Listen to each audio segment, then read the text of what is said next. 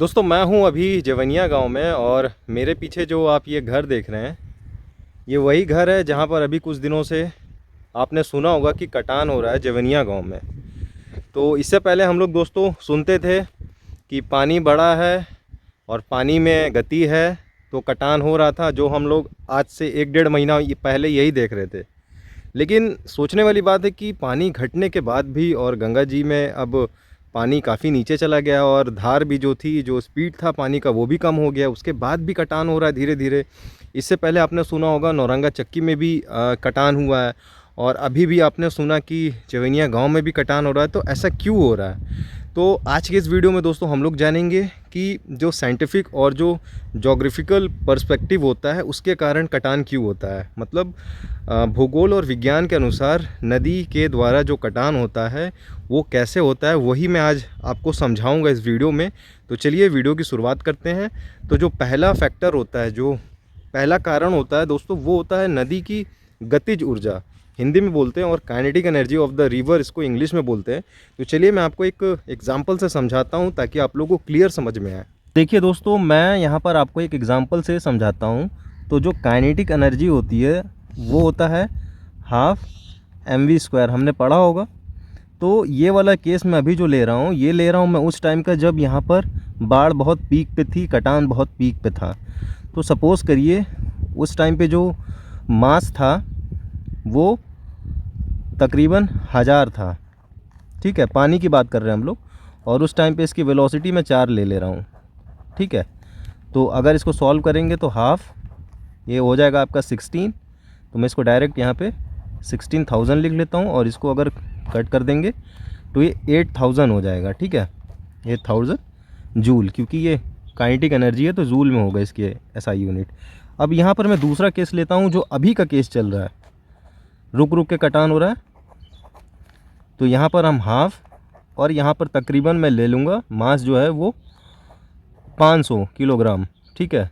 Approx में ये होगा 0.5 क्यूबिक लीटर्स ऑफ वाटर और ये होगा 1 cubic litre of water. Cubic litre का मतलब दोस्तों हम लोग जब पानी की बात करेंगे ना तो उसकी वॉल्यूम क्यूबिक लीटर में नापते हैं, ठीक है। तो यहाँ पर हम लोग वॉल्यूम ले लेंगे, स्पीड ले लेंगे। यहाँ पर देखिए 4 लिया था ना मैंने, तो यहाँ पर मैं 2 लूँगा, तो 2 × 2 हो जाएगा ये। अब इसकी हम बात करें तो ये 4 5 जा 20, ठीक है, 2 से मैं डिवाइड कर देंगे तो 1000। अब देखिए यहाँ पर 1000 जूल हो रहा है, यहाँ पर कितना हो रहा था 8000 जूल हो रहा है। तो समझने वाली बात क्या है कि पहले वाले केस में देखिए पानी ज़्यादा था और स्पीड भी कम थी। यहाँ पर देखिए पानी जस्ट मैंने उसका आधा लिया है और स्पीड भी मैंने जस्ट आधी ली है। क्योंकि अगर आप मेरे सामने देखेंगे तो पहले वाली गंगा जी आपको नहीं दिखाई देंगी, स्पीड भी कम दिखाई दे रहा होगा आपको और पानी भी कम दिखाई दे रहा होगा। तो कहने का मतलब दोस्तों ये है कि जब पानी था ज़्यादा, 1000 था, और स्पीड जब स्पीड थी इसकी देखिए 4 मैंने लिया वेलोसिटी, तो उस टाइम पे कटान देखिए 8000 जूल के करीब हो रहा था, मतलब ज़्यादा हो रहा था। जस्ट मैंने पानी देखिए आज के केस में आधा ले लिया है और 4 की जगह मैंने 2 ले लिया वेलोसिटी, दोनों का जस्ट आधा आधा लिया हूँ। तो कटान देखिए कितना हो रहा है, 1000 जूल हो रहा है। कहने का मतलब दोस्तों ये है कि जब पानी बढ़ा था, स्पीड थी पानी में, तब भी कटान हो रहा था और उस समय कटान तेज़ हो रहा था। आज की डेट में देखिए पानी कम है, स्पीड कम है, फिर भी कटान हो रहा है। एज़ कम्पेयर टू इसकी बात करूं तो देखिए ये 8000 पे था और ये अभी 1000 पे है। तो कटान तो दोनों में हो रहा है लेकिन कम हो रहा है। इसीलिए आपको रह के सुनाई दे रहा होगा कि कटान हो रहा है और एक एक घर बीच बीच में आपको इसी तरह दिखाई दे रहे होंगे। और अभी मैं दोस्तों जवनिया गाँव में हूँ और ये वाला घर जो था ये आपको दिख रहा होगा, ये उपेंद्र बीन जी का घर है। इसके मैं थोड़ा सा आगे गया था लेकिन देखिए आज की कंडीशन इसकी क्या है, टूट गया है। ये आगे से आधा हिस्सा इसका पानी में चला गया है। तो मैं समझाना चाह रहा था दोस्तों, देखिए साइंस के हिसाब से तो साइंस का भी काफ़ी इम्पैक्ट पड़ता है कटान का। जिन लोगों को नहीं पता था वो जान जाए, इसीलिए कटान हो रहा है दोस्तों। और इसके पीछे कोई रीज़न नहीं है। देखिए वहाँ पर भैंस मरी हुई है, तो ये सारी चीज़ें हैं। चलिए मैं आपको दूसरा फैक्टर इसका बताता हूँ और आपको एक बार मैं पानी भी दिखा देता हूँ दोस्तों। यहाँ पर काफ़ी बारिश हुई थी, मैं था छपरा में और छपरा में बहुत ज़्यादा बारिश हो रही थी। आज ही मैं आया हूँ तो मैं सीधा इधर ही आया हूँ। तो इधर से देखा आपने, और यही है घर जो आगे आगे आगे से गिरा हुआ है। ये देखिए आगे से गिरा हुआ है। चलिए आपको मैं दूसरा फैक्टर बताता हूँ, तब आपको और क्लियर चीज़ें समझ में आएंगी। दोस्तों जो दूसरा फैक्टर होता है वो होता है रिवर का फ़्लो। अब मैं इसी गंगा जी से ही आपको एग्ज़ाम्पल बताऊंगा। और ये देखिए, आपको पहले यहाँ से दिखा दूँ, जो कटान हुआ था वो अभी मैंने जो आपको काइनेटिक एनर्जी बताया था वो भी रीज़न है, और अभी मैं जो आपको दूसरा बताऊंगा उससे भी आपको क्लियर हो जाएगा। तो देखिए ये है गंगा जी। अब कोई ऐसी नदी जिसका पाथ कर्व हो, जैसे ये जो गंगा जी हैं इनका पाथ कर्व है। कर्व कैसे है मैं आपको दिखाता हूँ। सपोज़ करिए ये मेरा हाथ है। मेरा हाथ अगर ऐसे सीधा होगा तो ये स्ट्रेट में है, लेकिन अगर मैं ऐसे उठा दूँ, जैसे ट्रेन चलती है कभी कभी आपने देखा होगा, राउंड घूमती है, तो वो कर्व हो जाता है उसका पाथ। तो अभी मेरा हाथ देखिए, जो इसका अंदर का किनारा है, मतलब ऊपर वाला हिस्सा है वो उठा हुआ है, और बाहर वाला किनारा जो है वो नीचे ढलान टाइप से है, झुका हुआ है। तो नदी भी जो ये आपको दिख रही है सामने, ये भी सेम ऐसे ही मूव कर रही है। अब होता क्या है कि नदी का जो वो वाला एरिया है जिसे हम इनर बैंक बोलेंगे, और ये वाला जो एरिया है इसे हम आउटर बैंक बोलेंगे। आपको मैं पहले ये भी क्लियर कर देता हूँ। सपोज़ करिए दोस्तों, देखिए मैं अगर ऐसे सीधा हो गया तो जो मेरा राइट हैंड होगा ना वो आउटर बैंक होगा, मतलब वो आउटर साइड है, और जो मेरा लेफ़्ट हैंड होगा वो इनर बैंक होगा या इनर साइड, ठीक है। तो जो नदी है ये सामने, इसका इनर साइड उधर है और ये आउटर साइड है, और ये नदी दोस्तों अभी कर्व चल रही है। तो कर्व से क्या होता है कि जो पानी होगा वो यहाँ पर आकर बिल्कुल फोर्स लगाता है, ठीक है, क्योंकि ढलान पा गया ना पानी, तो यहाँ पर आकर बिल्कुल जो है फोर्स लगाएगा, क्योंकि उसके पास एक ही ऑप्शन है पानी के पास। पानी तो जाना चाहता है सीधा, लेकिन ढलान के कारण नदी ढलान पे है, तो वो पानी ऐसे ही आके यहाँ पे लड़ेगा किनारे पे। पानी तो मूव स्ट्रेट करना चाहता है, स्ट्रेट लाइन में, मतलब पश्चिम से पूरब जाना चाहता है पानी, लेकिन ऐसे है नदी। तो आप देख रहे हैं ऊपर से कोई भी चीज़ अगर हम छोड़ देंगे तो वो ढनंग के यहाँ पर आ जाएगी कोने में। तो इसके कारण क्या हो रहा है, यहाँ पर कोने में जो है पानी आके लड़ता है, और लड़ने के कारण देखिए आपको सामने दिख रहा होगा, रिज़ल्ट यही होगा। और इसी को दोस्तों हम लोग बोलते हैं लैटरल इरोज़न। और ये जो आपको सामने सामने इस तरीके से आपको ये जो दिख रहा है, इसको मींडर बोलते हैं। मींडर का मतलब कटान के कारण जैसे नदियाँ नया रास्ता अपना चुन लेती हैं और उसके कारण जो है एक नया पाथ बना लेती हैं, तो उसको हम लोग मींडर बोलते हैं। ये इरोज़न भी है। लेकिन अब क्या हो गया, इसकी जो कंडीशन मैं आपको बता रहा हूँ, अब ये कटान हुआ ना, तो कटान के कारण दोस्तों पानी यहाँ आएगा, और यही कटान होते होते इस तरीके से होते होते उधर जाके मिल जाएगा, तो एक नया पाथ बना लेगी ये नदी, ठीक है। तो इसको हम लोग मींडर भी बोलते हैं। और इससे पहले जो मैंने आपको समझाया था उसको लैटरल इरोज़न भी बोलते हैं। मतलब जब नदियाँ कटान के कारण नया रास्ता बना लेंगे तो उसको हम लोग मींडर बोलते हैं, ठीक है। तो रिवर फ्लो आपको समझ में आया, और इससे पहले मैंने काइनेटिक एनर्जी बताया था, तो 2 से आपको क्लियर अच्छा हो गया होगा। चलिए आपको मैं तीसरा भी बताता हूँ। और मैं यहाँ पर 2-3 दिन नहीं आया था, तो मैं देख रहा हूँ कि ये चीज़ें दोस्तों घटी हैं। सामने आपको जो ये कटान दिख रहे हैं ये इन्हीं के कारण हुआ है। घर थोड़ा सा आगे तक था, आपने देखा होगा, मैं तो नीचे भी जाके वीडियो बनाया था एक टाइम पर। तो ये घर अभी बचा हुआ है, और पीछे आपको जवेनिया गांव भी दिखा देता हूँ।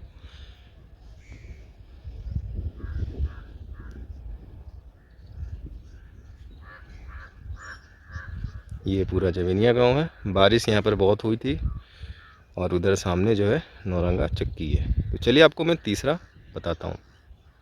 दोस्तों कटान का जो तीसरा सबसे बड़ा फैक्टर होता है वो होता है सॉइल नेचर, मिट्टी की प्रकृति। अब आप सामने देखिए, अगर रेतीली मिट्टी होगी, ये सामने आपको जो दिख रहा है ये रेतीली मिट्टी है, बालू आपको क्लियर दिखाई दे रहा होगा। तो बालू की प्रकृति वाली जो मिट्टी होगी, इसमें जब भी पानी आके लड़ेगा तो इसके जो कण होते हैं वो भुरभुरे होते हैं।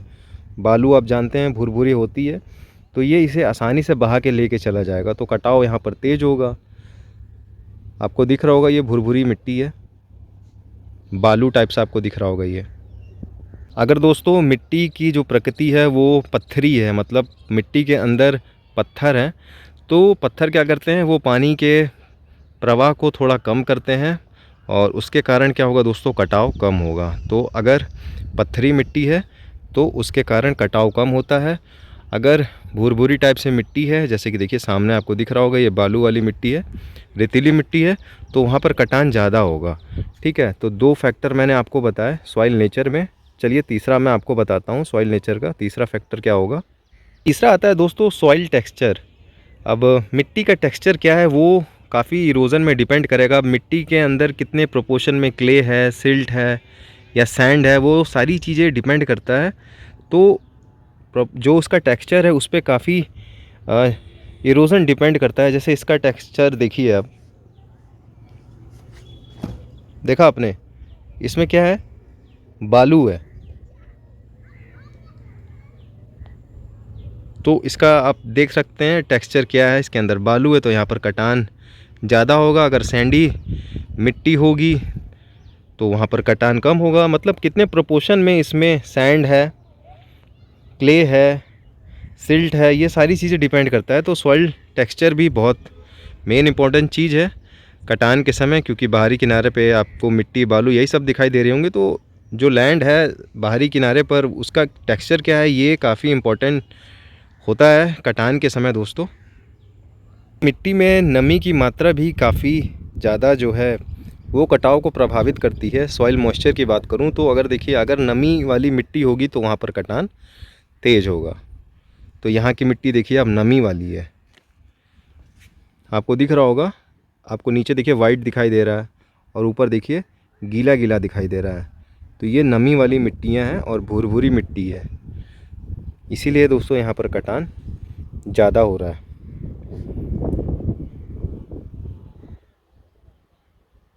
दोस्तों ऑर्गेनिक मैटर क्या क्या है मिट्टी में ये भी काफ़ी कटाव में डिपेंड करता है, क्योंकि इसके अंदर जैविक पदार्थ कौन कौन से हैं उस पर भी मिट्टी की गुणवत्ता और उर्वरता जो होती है डिपेंड करती है। जितनी अच्छी मिट्टी होगी उतना कटाव कम होगा।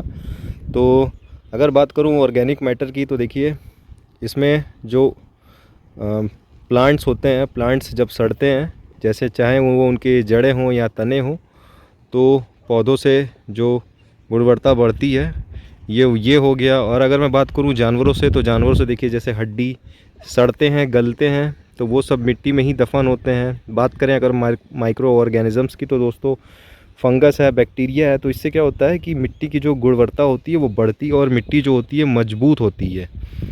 ठीक है, तो मिट्टी का घिसाव कम होगा, रिसाव कम होगा और कटाव कम होगा। तो ये जो आपको मैंने नेचर बताया सॉइल नेचर, ये काफ़ी हद तक जो है कटाव में अपनी अहम भूमिका निभाता है। मैंने आपको 3 चीज़ें बताई, काइनेटिक एनर्जी बताया, फिर उसके बाद मैंने रिवर फ्लो के बारे में बताया और तीसरा मैंने आपको सॉइल नेचर के बारे में बताया। चलिए आपको और कुछ बताता हूँ मैं। और शाम हो रही है, आप देख रहे हैं दोस्तों जवेनिया गांव में। चलिए आपको मैं चौथी चीज़ बताता हूँ कि कैसे विज्ञान और भूगोल के अनुसार नदी का जो कटाव होता है वो कैसे होता है।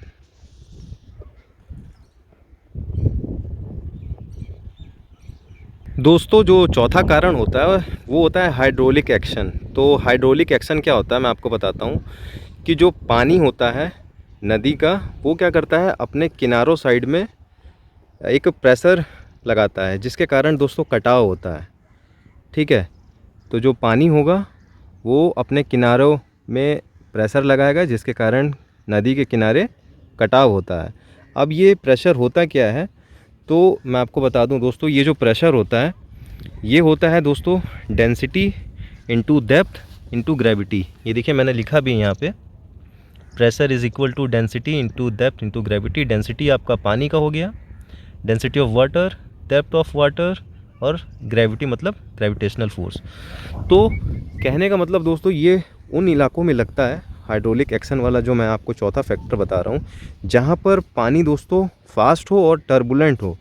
टर्बुलेंट और लेमिनार आपको मैं बता देता हूँ। लेमिनार का मतलब दोस्तों जब पानी बिल्कुल स्ट्रेट चले, बिल्कुल स्थिर रहे। ठीक है, यहाँ पर क्या हुआ था 1-1.5 महीना पहले, यहाँ पर पानी टर्बुलेंट था, टेढ़ा मेढ़ा, जिस जगह उसको जहाँ मिले वैसे ही भाग रहा था, मतलब उसमें स्थिरता नहीं थी। तो उस केस में क्या होता है दोस्तों हाइड्रोलिक एक्शन लगता है और कटान होता है। आपको दिख रहा होगा अभी तो पानी स्थिर है, लेकिन एक समय ऐसा था कि यहाँ पानी टर्बुलेंट था। तो हाइड्रोलिक एक्शन के समय क्या होता है कि जो पानी होगा वो फास्ट मूविंग होगा और दूसरा टर्बुलेंट फ्लो होगा उसका, तो उस समय कटान होगा। दोस्तों हाइड्रोलिक एक्शन भी कुछ फैक्टरों के द्वारा इन्फ्लुएंस होता है, जैसे कि अब देखिए पानी में अमाउंट कितना है। अगर पानी में अमाउंट ज़्यादा है, मतलब पानी का अमाउंट ज़्यादा है, तो उस केस में क्या होता है कि पानी ज़्यादा प्रेशर लगाएगा और ज़्यादा कटान होगा। और दूसरी चीज़ दोस्तों कि पानी की स्पीड क्या है, जो इसकी वेलोसिटी होगी उस पर भी हाइड्रोलिक एक्शन इन्फ्लुएंस करता है। जैसे कि अगर इसकी वेलोसिटी ज़्यादा होगी तो पानी प्रेशर किनारे पर ज़्यादा लगाएगा और कटान ज़्यादा होगा। दोस्तों जो पांचवा और जो महत्वपूर्ण फैक्टर है, जो इम्पोर्टेंट फैक्टर है, वो है दोस्तों अब्रेजन। इसको अपघर्षण भी बोलते हैं। देखिए इसमें क्या होता है कि ये होता कब है, जब नदी का पानी तेज़ हो और दोस्तों टर्बुलेंट हो, मतलब उसकी कोई ढांचा ना हो कि वो किस फ्लो में चल रहा है। टर्बुलेंट मतलब कैसे भी, अभी तो ये आपको देखिए बिल्कुल लेमिनार फ्लो में दिख रहा होगा, लेकिन टर्बुलेंट का मतलब तिरछा बिरछा कैसे भी। तो उस केस में क्या होता है कि नदी जो होती है वो अपने अगल बगल जो मिट्टी होगी या पत्थर होंगे उनको अपने साथ घिस कर बहा कर लेके चली जाती है, तो इसको हम लोग एब्रेजन बोलते हैं। तो ये पांचवा फैक्टर था, इसके वजह से भी दोस्तों कटान होता है। ये तभी होगा जब फ्लो जो होगा वो टर्बुलेंट होगा और जो पानी की जो गति होगी, वेलोसिटी होगी, वो फास्ट होगी। तो उस केस में क्या करेगा, नदी जो होगी वो अपने साथ मिट्टी पत्थर जो है उनको घिसकर अपने साथ बहा ले जाती है, जिसके कारण इसके किनारों पर कटाव हो जाता है। देखिए अभी भी यहाँ पर कट कट कर थोड़ा थोड़ा मिट्टी गिर रही है।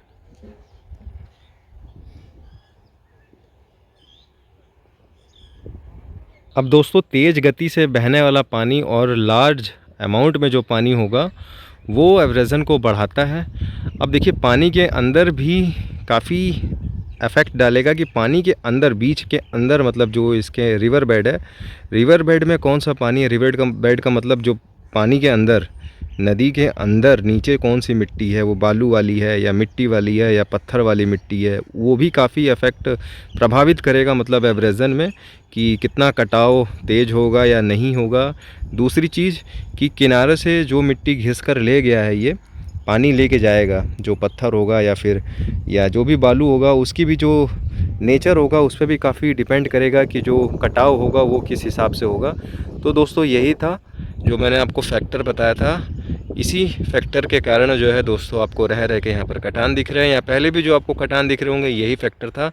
तो आज का वीडियो था दोस्तों कि मैंने आपको दिखाया कि भूगोल और ज्योग्राफी के हिसाब से जो नदियों के द्वारा कटाव होता है वो कैसे होता है। तो ये है दोस्तों आज का पूरा वीडियो। मुझे लगता है कि आप लोग को अच्छे से समझ में आ गया होगा। कल हम लोग चलेंगे नौरंगा चक्की, घर से फ़ोन भी आ रहा है और अभी तो मैं थोड़ी देर पहले ही आया हूँ यहाँ पर, तो आपको मैं एक बार टच करा दूँ। ये देखिए ये पूरा गांव है। कल हम लोग चलेंगे गांव के अंदर भी, पूरा एक एक घर देखेंगे। बहुत कमेंट भी आ रहे थे, तो कमेंट के साथ साथ दोस्तों कुछ नॉलेज वाली बात भी करनी है। और यही वाला घर दोस्तों देखिए टूटा हुआ है, उपेंद्र बीन जी के घर है, वार्ड नंबर 4 में आता है। 2 घर बचे थे, एक घर सामने इसके आगे था वो गिर गया, ललन बीन जी का, और ये घर देखिए आधा लटका हुआ है, ये भी गिर जाएगा। जो मैंने आपको अभी बताया पांचों फैक्टर अगर बात करें तो ये भी गिर जाएगा। कब गिरेगा ये मुझे नहीं पता। और सामने नौरंगा चक्की, चलेंगे उधर भी, जहाँ आपने जहाँ जहाँ कटान देखा है दोस्तों मैं सब जगह जाऊँगा, ठीक है। तो दोस्तों कैसा लगा वीडियो कमेंट में बताइएगा। वीडियो अगर अच्छी लगी हो तो लाइक करना, कमेंट करना। जो भी मेरे चैनल पे नए हैं चैनल को सब्सक्राइब ज़रूर कर लेना। और हो सकता है आगे पीछे कुछ हो गया हो तो आप लोग कमेंट में कर दीजिएगा, लेकिन जहाँ तक मुझे लगता है मैंने सही बताया। तो दोस्तों मिलता हूँ आप लोगों को अगले वीडियो में, तब तक के लिए प्रणाम, नमस्ते।